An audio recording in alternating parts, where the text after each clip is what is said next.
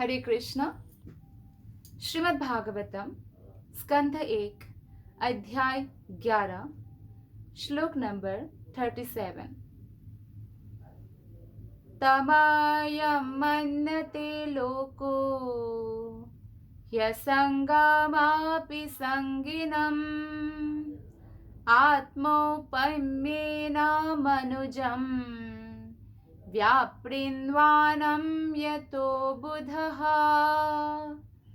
तमयं मन्यते लोको ह्यसङ्गमापि सङ्गिनम् आत्मौपम्येन मनुजम् व्यापृन्वानं यतो बुधः। अनुवाद और तात्पर्य श्रील प्रभुपाद के द्वारा। श्रील प्रभुपाद की जय। अनुवाद। सामान्य भौतिकतावादी बद्धजीव सोचते रहते हैं कि भगवान उन्हीं में से एक है। अपने अज्ञान के कारण वे सोचते हैं कि पदार्थ का भगवान पर प्रभाव पड़ता है, भले ही वे अनासक्त रहते हैं। तो इस श्लोक में अबूधः शब्द बहुत महत्वपूर्ण है। केवल अज्ञानता के कारण व्यक्ति परम ईश्वर के बारे में गलत समझते हैं और वो अपने मन से भगवान के बारे में कुछ भी सोचकर मूर्खतापूर्ण विचारों को समाज में फैलाते हैं। भगवान श्री कृष्ण आदि भगवान हैं और जब वे साक्षात सबके सामने विद्यमान थे तो उन्होंने अपना दिव्य शक्ति का प्रदर्शन किया, जो एक साधारण व्यक्ति कतई नहीं कर सकता। इतने सारे असुरों का मारना, जन्म लेते ही पिता को आदेश देना कि यशोदा माता के घर में छोड़ आओ, जन्म लेते ही चतुर्भुज रूप का दर्शन करवाना, गोवर्धन उठाना, समस्त रानियों के महलों में साक्षात प्रेजेंट रहना एवरी डे, तो ये कोई साधारण व्यक्ति नहीं कर सकता है। लेकिन बहुत सारे ऐसे गुरु हैं जो अपना विज्ञापन करने के लिए खुद को भगवान घोषित करते हैं, जबकि भगवान नहीं है कोई भी। तो जो मूर्ख भौतिकतावादी व्यक्ति है, जो मदांध है, अंधे हैं धन के लालच में या सौंदर्य से गर्व है, अच्छे जन्म का गर्व है, उनका एजुकेशन का गर्व है, तो ये जिसके अंदर भी है वो एक उस शराबी व्यक्ति की तरह है। उनके सामने कोई कितना ही बड़ा ज्ञान वाली बात कहे उनको समझ नहीं आएगा, क्योंकि वो नशे में धुत है। तो इसी प्रकार से जो ये सब नशे में, भौतिक ऐश्वर्य के नशे में धुत है, उनको आध्यात्मिक विज्ञान कतई समझ में नहीं आएगा। तो इसलिए वो गलत तरीके से भगवान के बारे में समझते हैं और वो ऐसे लोगों के पास भी जाते हैं जो उनको फिर भगवान के नाम पर ठगते हैं। तो भगवान से हमें विनम्र विनती करना चाहिए, अगर हमारे पास प्रामाणिक वैष्णव गुरु नहीं है, कि हमें प्रामाणिक वैष्णव गुरु प्रदान किया जाए ताकि हम आप तक पहुंच पाए। एक ही लक्ष्य है कि हमने जो आपके साथ जो संबंध है कृष्ण, उसे भूल चुके हैं, तो इस संबंध को पुनः स्थापित करने के लिए मेरे पास गुरु रूप में आइए। तो भगवान अपने शुद्ध प्रतिनिधि को, भक्त को भेजते हैं और वही एक्चुअली कृष्ण का करुणा अवतार होते हैं। तो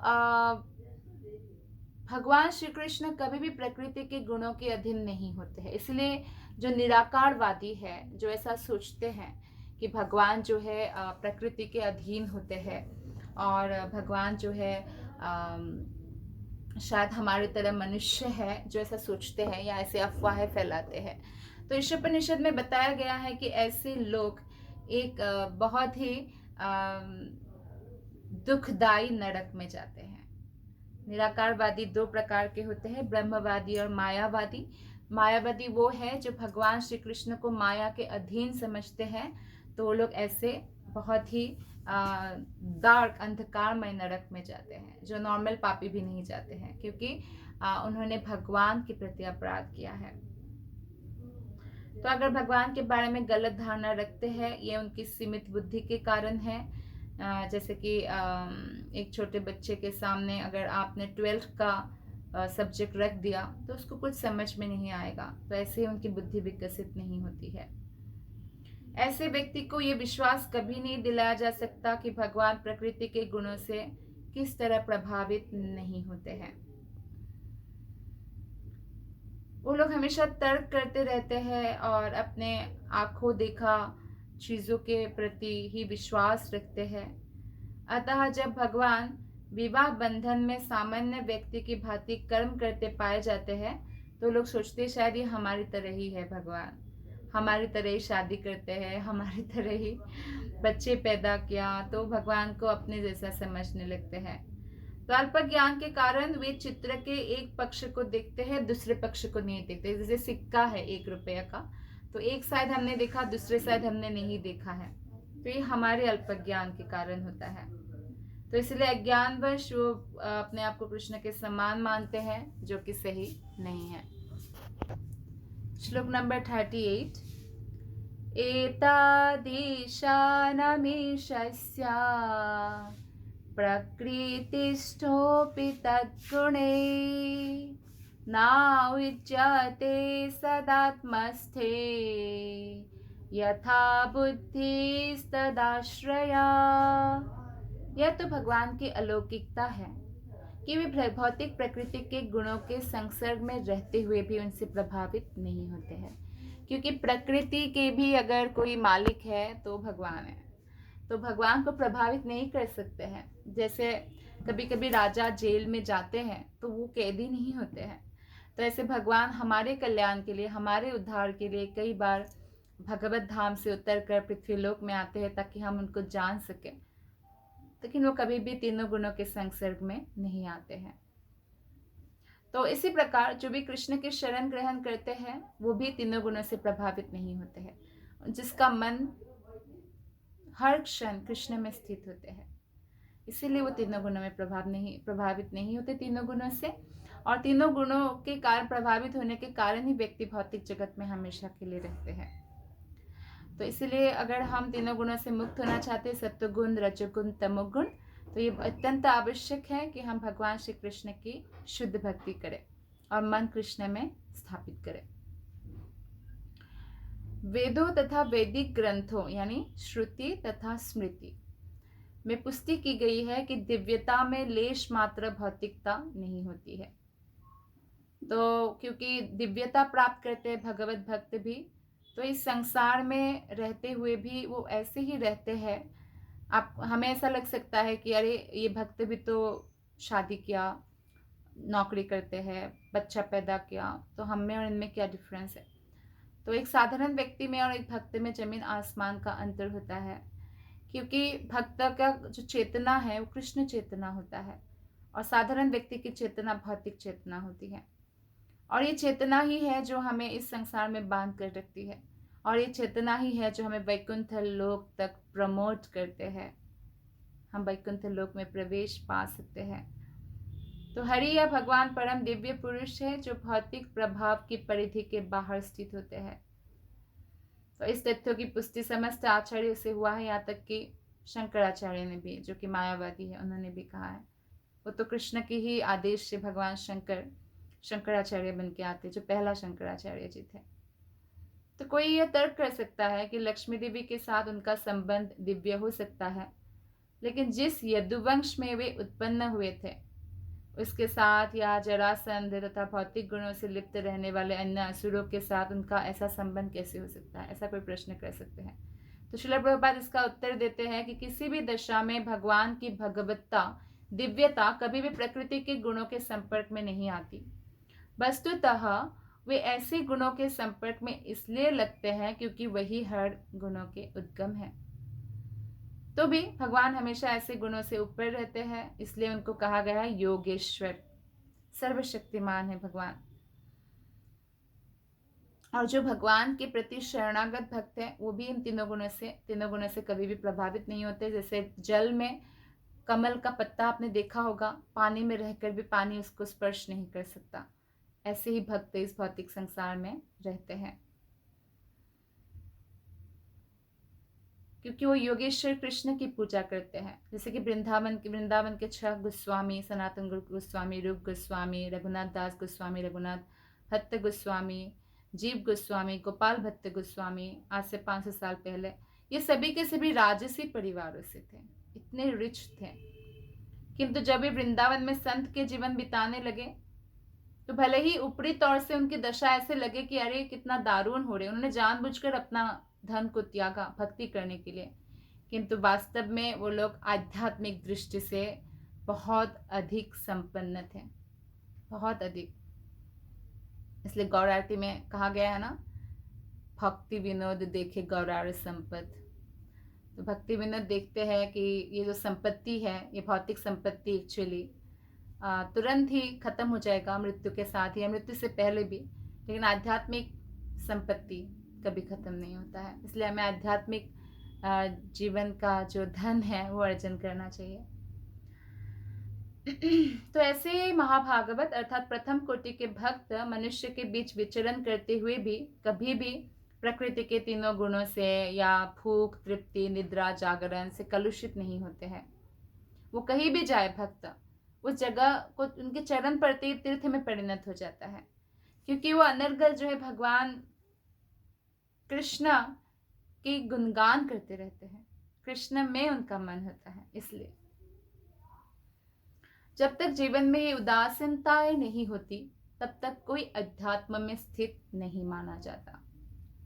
उदासीनताएं मतलब व्यक्ति भक्ति में कैसे आगे बढ़ रहा है, उसका ये लक्षण है कि वे भौतिक जगत के प्रति उदासीन हो जाता है धीरे धीरे। यानी भौतिक जो उनका तृप्ति है, आध्यात्मिक तृप्ति के सामने फीका पड़ने लग जाता है। यानी भौतिक आसक्ति कम होने लगती है और आध्यात्मिक आसक्ति अब बढ़ने लगती है। आध्यात्मिक आसक्ति मतलब कृष्णा सेवा कमर्पणे क्रोधा भक्ता द्वेषी जाने लोभ साधु संगे हरि का था। लोभ लालच होता है, कैसा? साधु संग के प्रति, हरि की कथा के प्रति, और काम कृष्ण की सेवा में अर्पण कर देते, इच्छा कामनाएं कृष्ण की सेवा की इच्छा करने लगते हैं, और क्रोध भक्त के अपराधी पर करते हैं। ऐसे ही अन्यथा व्यर्थ क्रोध प्रकट नहीं करते हैं, इसको कंट्रोल करते हैं। तो कहने का तात्पर्य है कि भगवान के भक्त जो है सदैव दिव्य होते हैं। भले ही कभी कभी उनके आचरण ऐसा दिखे भी कि हो सकता है कि माया इतना प्रबल है, तो कभी ऐसा हो सकता है किसी भक्त का थोड़ा सा पतन हो गया हो, तो भी भगवान श्री कृष्ण भगवत गीता में 9.30 श्लोक में बलपूर्वक घोषित करते हैं। भगवान कहते हैं अपि चेत्सु दुराचारो भजते माम अनन्य भाग। मतलब अगर कोई व्यक्ति भगवान की भक्ति में है, अगर थोड़ा बहुत उनका पतन हुआ है, तो हमें कोई अधिकार नहीं हम उन पर हंसे, हमें उनको साधु ही मानना होगा। कृष्ण कहते हैं क्यों? क्योंकि वो भगवान की भक्ति में रत है ना। थोड़ा बहुत पतन भी हुआ है तो थोड़े ही समय में वो भगवान की कृपा से अपने पद में स्थित हो जाएंगे, इसलिए। और अगर कोई भक्ति में नहीं है, भले वो कितना ही सज्जन क्यों ना हो, कभी भी उनका पतन हो सकता है। तो इसीलिए हमें भक्ति में प्रवृत्त रहना चाहिए, और भक्ति में प्रवृत्त व्यक्ति को पूर्णतया दिव्य है ऐसा हमें मानना चाहिए। भगवान उसके द्वारा सेवा करते रहने के कारण उसकी सदैव रक्षा करते हैं, और उसकी पतित अवस्थाओं को आकस्मिक और क्षणिक मांगना चाहिए, क्योंकि देखते ही देखते वो छू मंतर हो जाएगी। श्लोक नंबर 39। तम मे नीरे बला मूढ़ः स्त्रीणं चानो व्रतं रह अप्रमाणा विदो भर्तुः ईश्वरं मातयो यथा। वे सरल तथा सुकोमल स्त्रियां सचमुच ही सोच बैठी कि उनके प्रिय पति भगवान श्री कृष्ण उनके प्रति आकर्षित है और उनके वशीभूत है। वे अपने पति की महिमाओं से उसी तरह अनजान थी जिस प्रकार नास्तिक लोग परम नियंता के रूप में भगवान से अनजान रहते हैं। तो नास्तिक लोगों को भगवान का कोई ज्ञान नहीं होता है। तो कृष्ण की जो पत्नियां हैं 16,108, तो ये सारी की सारी पत्नियां, उनकी भी बुद्धि जैसे एक प्रकार से भगवान की ही इच्छा से योग माया द्वारा ढक दिया गया था, ताकि वो पति और पत्नी का जो रिलेशनशिप है उसमें और भी रस भर पाए। तो पत्नियां एक्चुअली ऐसे सोचती थी और ऐसा ही कृष्णा इम्प्रेशन भी रखते थे। तो पत्नियों को हमेशा ऐसा लगता था कि कृष्ण तो हमारे वश में है। एक्चुअली कृष्णा हर बात हमारी मानते हैं और कृष्ण हमारे प्रति बहुत आकर्षित है। तो ये पत्नी के लिए एक बहुत अच्छा फीलिंग होता है कि उनके हस्बैंड उनके प्रति आकर्षित है और उनके वशीभूत है। तो ऐसा सोचती थी वो लोग। तो भगवान श्री कृष्ण की दिव्य पत्नियां भगवान की अगाध महिमा को पूर्णतया नहीं जानती थी और ये भक्त के साथ भगवान के आदान प्रदान करने में अंतरंगा शक्ति का हाथ होता है। जैसे कि जो भौतिक व्यक्ति है वो बहिरंगा शक्ति के अधीन होने के कारण भगवान के बारे में नहीं जानते, लेकिन भक्त के मामले में भगवान ही ऐसा करते हैं ताकि रस का आदान प्रदान हो सके, जैसे यशोदा माता के साथ भगवान ने किया। नहीं तो अगर यशोदा माता को ये पता होता कि ये स्वयं भगवान है तो शायद वो जो पनिशमेंट देना, उखल से बांधना, ये सब लीलाएं हमें नहीं मिलता जो इतना रस से पूर्ण है। तो ये कृष्णा हमारे लिए करते हैं। भगवान 5 प्रकार से दिव्य संबंध रखते हैं। जैसे हम भगवान को अपना मालिक या स्वामी मान सकते हैं तो उसे दास्य भाव कहते हैं, या भगवान को सखा मान सकते हैं या उसको साख्य भाव कहते हैं, फ्रेंड मानना, मित्र मानना। भगवान को हम अपना पुत्र मान सकते हैं, उसे वात्सल्य भाव कहते हैं। भगवान को अपना प्रेमी मानना, उसे माधुर्य भाव कहते हैं। और शांत रस में जैसे गैया भगवान की सेवा करते हैं, लाखोटी भगवान की सेवा करते हैं, तो वो शांत रस है। तो इन प्रत्येक लीलाओं में वे पूर्णतः अपनी अंतरंगा शक्ति योग माया द्वारा कृष्ण क्रीड़ा करते हैं। वे गोपों से या अर्जुन जैसे मित्रों के साथ समान स्तर के सखा के भांति क्रीड़ा करते हैं। सखाओं को अपने कंधे पे भी घुमाएंगे, सखाओं के साथ क्रीड़ा करेंगे अलग अलग। माता यशोदा के सामने वे सचमुच पुत्र की भांति क्रीड़ा करते हैं। माता यशोदा, कुछ लोग पूछते हैं अच्छा भगवान है तो उनके माता पिता क्यों है? अरे क्योंकि भक्तों ने ऐसी इच्छा की कि भगवान मेरे पुत्र हो, तो वात्सल्य रस प्रदान करने के लिए भक्त को भगवान ने माता रूप में स्वीकार किया। तो यशोदा बहुत बड़ी भक्तिन है कृष्ण की और इसलिए भगवान उनके वात्सल्य जो रस उसका आदान प्रदान करने के लिए ऐसे क्रीड़ा करते हैं बच्चे की तरह। तो जब यशोदा माता कभी कृष्ण की पिटाई नहीं करती थी, लेकिन जैसे ऐसे डंडा दिखाती थी डराने के लिए, या आंखें दिखाना या धमकियाँ देना, उखल से बांध दूंगी, जैसे ज़्यादातर माताएं जैसे अभी भी करते हैं, बाथरूम में बंद कर दूंगी तुमको, घर में अकेले छोड़ के चली जाऊंगी और ऐसा, तो ऐसे धमकियाँ देती थी। तो एक्चुअली हो सके तो हमें बच्चों को कभी नहीं मारना चाहिए, क्योंकि भले ही बचपन में कोई मारे, एक तो बात है कि 5 साल तक तो कभी भी उनका शासन भी नहीं करना है। 5 साल तक वो जो भी करे सहन करना चाहिए, उनको खेलने देना चाहिए, नहीं तो उसका नेगेटिव प्रभाव बच्चों पर पड़ सकता है। तो 5 साल के बाद 15 साल तक, लगभग 10 साल, उनको शासन करना चाहिए। उनको भले ही जैसे कि बच्चा नहीं पढ़ते तो माता फिर भी डांट के पढ़ाती है ना, क्योंकि एग्जाम में फेल हो जाएंगे, तो ऐसे भक्ति सिखानी चाहिए, भक्ति का इंजेक्शंस भी देना चाहिए, ताकि आगे जाके उनके जीवन में भले ही उस समय वो नाना करके भी सीखे, लेकिन आगे जाके उनको बहुत बड़ा काम आता है। क्योंकि आजकल के बच्चे तो 10th 12th के बाद घर से बाहर निकल जाते हैं, तो यही भक्ति उनकी रक्षा करते हैं। तो ये 5 से 15 साल के बीच में भी जो थोड़ा बहुत शासन करते हैं, अनुशासन, तो उसमें भी पिटाई नहीं करना चाहिए, क्योंकि वो इतना कोमल उम्र होता है बच्चों का। तो अगर मार पिटाई करते हैं पेरेंट्स, तो वो बड़े होकर भी उसे याद रखते हैं। तो कुछ और तरीका ढूंढना चाहिए पनिशमेंट का। और 16 साल से तो मित्रवत व्यवहार करना चाहिए। जैसे कोई मित्र को हम सजेशंस दे सकते हैं पर उनको फोर्स नहीं कर सकते हैं, डिस्कशन कर सकते हैं ताकि वो आप हृदय हमारे सामने खुले। तो ऐसा तो ये जो है बहुत ज़रूरी है। यशोदा माता का जो आदर्श रोल है, कृष्ण को बहुत प्रेम करती वो, और लेकिन फिर भी कृष्ण को शासन करती क्योंकि वो मक्खन ना चुराए दूसरी गोपियों के घर। और गोपियाँ भी कंप्लेन करने आती है तो कृष्ण का ही दर्शन करने आती है एक्चुअली। और उनको तो जिस घर में मक्खन चुराते कृष्णा, जैसे लॉटरी लग गया, उनको तो खुशी होती है। फिर भी वो ऐसे करने आती है क्योंकि कृष्ण का दर्शन बार बार करना उनको अच्छा लगता है। तो भगवान के ऐसे भक्त कभी भी भगवान को परमेश्वर के रूप में नहीं सोचते हैं, वे बल्कि ऐसे सोचते हैं क्योंकि भगवान अंतरंगा शक्ति से उनको धक देते हैं कि मेरा मित्र है, मेरा पुत्र है, प्रेमी है, पति है, और उनके हृदय और आत्मा को बहुत प्रिय है, ऐसे सोचते हैं। भगवान तथा उनके उन दिव्य भक्तों के मध्य यही संबंध होता है जो चिन्मय आकाश में भगवान के पार्षद के रूप में कार्य करते हैं, जहाँ अनेक वैकुंठ लोक स्थित है। अनेक वैकुंठ लोक में सबसे उच्च लोक है गोलक, और उसमें भी भगवान के साथ ये सब संबंध है, सखा का, माता पिता का, प्रेमी का। तो जब भगवान अवतरित होते हैं अर्थात अपनी इच्छा से इस धरातल पर आते हैं तो वे दिव्य जगत की पूरी तस्वीर दिखाने के लिए पार्षदों के समेत आते हैं, क्योंकि हमें कुछ आइडिया नहीं है ना, हम इस भौतिक संसार में हैं।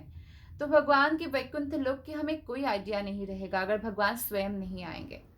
तो भगवान आते हैं वो तस्वीर दिखाने के लिए। जैसे हम कई जगह है जो हमने घूमने नहीं गए कभी, लेकिन मान लीजिए हमारे कोई फ्रेंड सर्कल में कोई गया है और वो हमें पिक्चर्स दिखाते हैं उसका, या हमने पिक्चर्स देखा फेसबुक में बहुत सुंदर, तो फिर आपके हृदय में भी उस जगह में घूमने की अभिलाषा जागृत होगी। जब आप श्रवण करेंगे उस जगह के बारे में, जब आप पिक्चर्स देखेंगे, तो भगवान हमें वो दिव्य लोक गोलक वृंदावन का पिक्चर्स दिखाने आते हैं, वहाँ के लीलाएं का एक झलक दिखाने आते हैं ताकि हम आकर्षित हो जाए वहाँ जाने के लिए और इस मृत्यु चक्र से मुक्त हो जाए। तो जब भगवान सृष्टि के ऊपर किसी प्रकार का प्रभुत्व जताने का कोई नाम भी नहीं लेता, जहाँ भगवान के प्रति शुद्ध प्रेम और भक्ति का ही प्राधान्य रहता है, तो वहाँ पे किसी को ये नहीं रहता है कि मैं मालिक बन जाऊँ, भगवान भगवान क्यों है, मैं भगवान बन जाऊँ, ऐसा भगवान से विद्रोह ऐसा नहीं रहता है। ऐसे भगवत भक्त मुक्तात्मा होते हैं। वे बहिरंगा शक्ति के प्रभाव का निषेध करने वाली तटस्था या अंतरंगा शक्ति की पूर्ण अभिव्यक्ति होते हैं।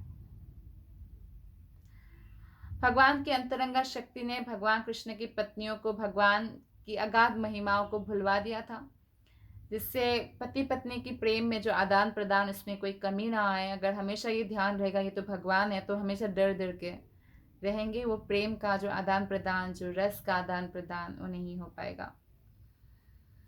तो इसीलिए योग माया जो है भुलवा देते हैं।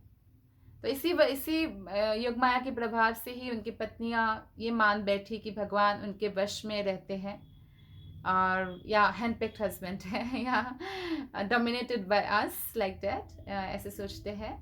और सदैव एकांत स्थान में उनके पीछे पीछे जाने वाले पति है, ऐसे सोचते हैं कि हमारे प्रति बहुत आकर्षित है ऐसा।